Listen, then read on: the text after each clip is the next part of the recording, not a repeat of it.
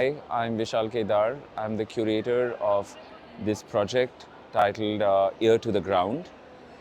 This particular project is looking at Satish Gujral's architectural practice and the legacy that he's left behind as an architect. We've all known Satish as an impaired artist, and I always thought that hearing is one of those, when we look at architecture, gravity becomes so important, and hearing in the human body is actually what gives the whole body a balance. And I kept thinking of the idea of how the body, gravity, ground work through these projects of his, and that was one of the reasons for titling it Ear to the Ground, but also ear to the ground, meaning that you've got the pulse of what is off the soil.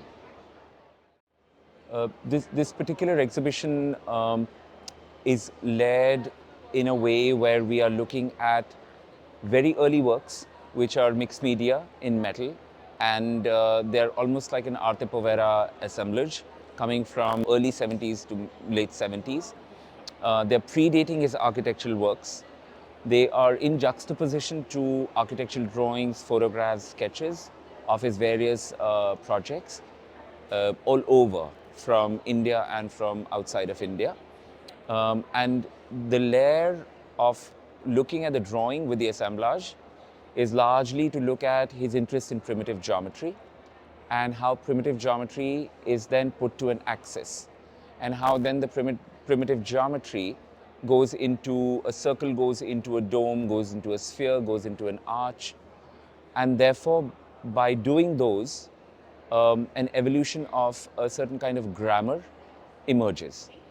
And that layer is then further expanded into 3 new works, which I've created inspired by his grammar, to look at how that work becomes a modular set of knowledge.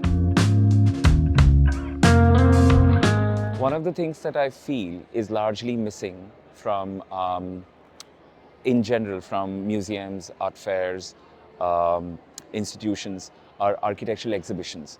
Architectural exhibitions are very difficult because they somehow signify a data set that is only accessed by architects or related to architecture, people related to architecture.